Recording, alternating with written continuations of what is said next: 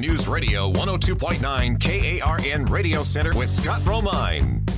We're talking with Shawn Maves. Hey, let me ask you, we talking about steroids and bodybuilding. How is it affecting the NBA and the NFL? And do these guys get some benefit or use these things? Or, I mean, I wouldn't think it would help you dunk, but I'm sure probably in some areas it's useful or it's being used. Yeah, there's no question that there's a drug problem in professional sports. Most people don't want to talk about it. NBA coach George Karl, who coached 2,000 games, recently came out with a book, and he claims the NBA has a serious drug problem. He's not talking about recreational drugs. Brady Quinn, who was on a CBS podcast, claims that 40 to 50% of NFL players are taking human growth hormone. So we know that there's problems in cycling, like Lance Armstrong, and on and on. So one of my Facebook friends tells me that he knows a number of pro hockey players who are taking growth hormone for recuperation. Some of this stuff you can get prescribed from a doctor if you have a low testosterone reading. So.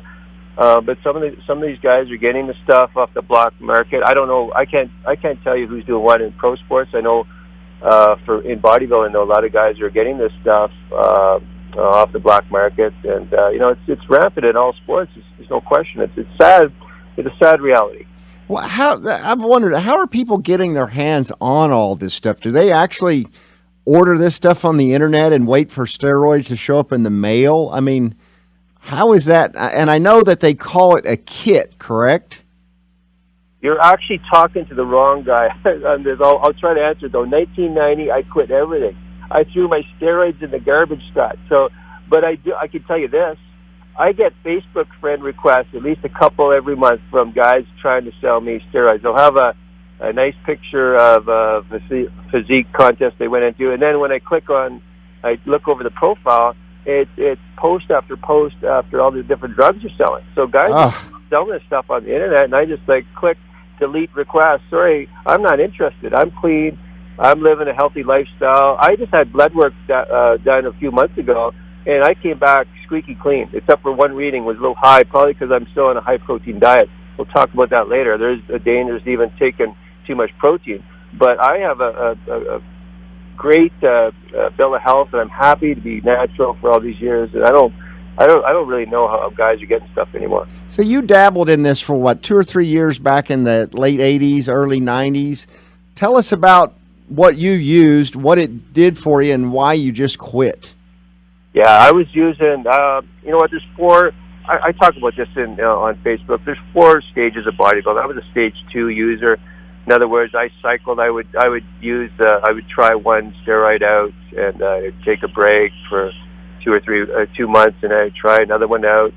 And some of the guys today are stacking different drugs, and they're taking a whole combination of GH. I didn't get into all that stuff.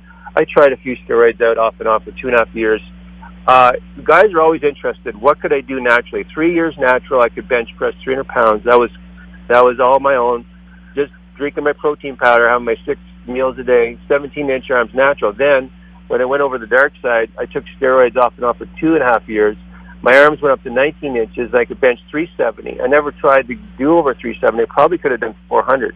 So those are the kind of numbers that you can do. That's the kind of increase you can look at with a lot of hard work. But here's the thing. Here's the reason. The real reason I quit, though. I remember going to the hospital, and I was doing steroids. I took a bad shot or something. And I remember coming back, looking in the mirror, and I just realized that I was becoming somebody who I didn't want to be. I was a born-again Christian. I was professing to be a Christian, but not following the teachings of Christ. I was poisoning my body with the drugs, and I was living this life of anger, obsession. I was lying to newspapers. There's 3 newspapers who were interested in my story. I had to lie to them, lying to friends and family. I just got tired of the lies. Sometimes, Scott, progress in life is making a U-turn. You can't change the beginning, but you can begin to change the ending, and that's what it was.